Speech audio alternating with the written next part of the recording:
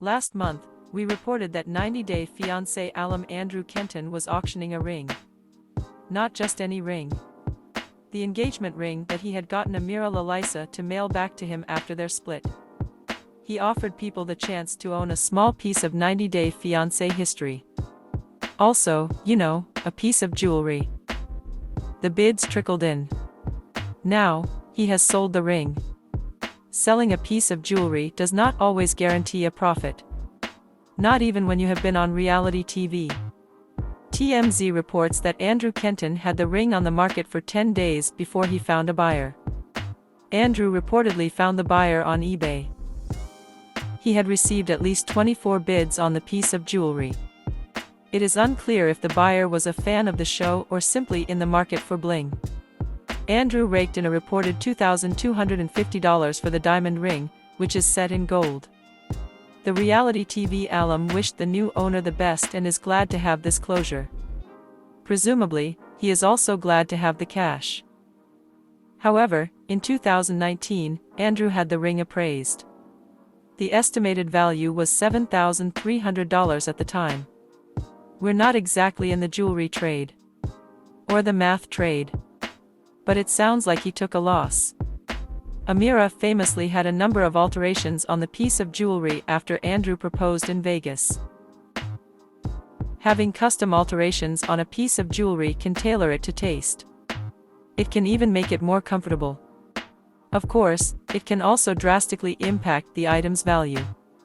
Given how quickly Andrew found a buyer, it may be that he was more eager for closure than for maximum profit. Lest we forget, Andrew and Amira first met online. Andrew is from California. Amira is from France. Despite the distance, sparks flew. The two met up in Meetspace for the first time in 2018.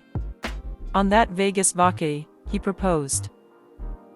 Please like and subscribe to my channel, and click the bell icon to get video updates.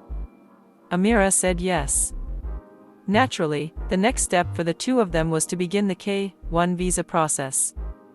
Between red tape and fees, this is a time-consuming and expensive process. It was only in March of 2020 that Andrew received Amira's K-1 visa. With this, the 90-day visa countdown began.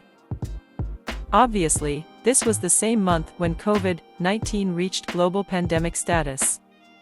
They had two choices: to wait, possibly years, or to find a way, anyway, to be together despite a too late travel ban on Europe. Andrew was very much in favor of the latter. This is how Amira found herself on a flight to Puerto Vallarta, Mexico. The plan was for the two of them to meet up in a mostly vacant hotel and have a sexy vacation together. Once the self-quarantine period was over, they would enter the United States that way. The best laid plans of mice and men often go awry. And so did this one. Authorities in Mexico detained Amira, seemingly without explanation. They deported her to Europe. 90-day fiancé viewers watched with fascination and bewilderment as Andrew enjoyed a solo vacation without her at the hotel.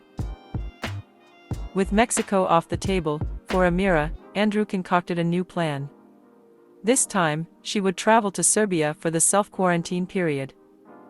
On top of the pandemic, Amira found herself in a hotbed of brave protests and civil unrest.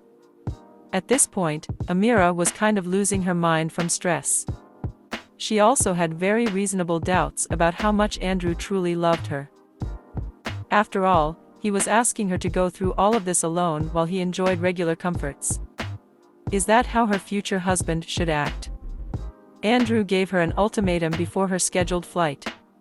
She did not get on it. Then, at the tell-all, Amira revealed that Andrew had asked her to mail him her rings.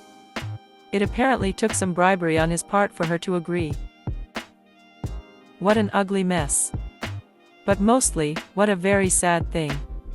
It is possible that, without the pandemic, Amira and Andrew might have married and been very happy together. But it seems more likely that they simply dodged a bullet. This disaster spared them from a probable, nasty divorce.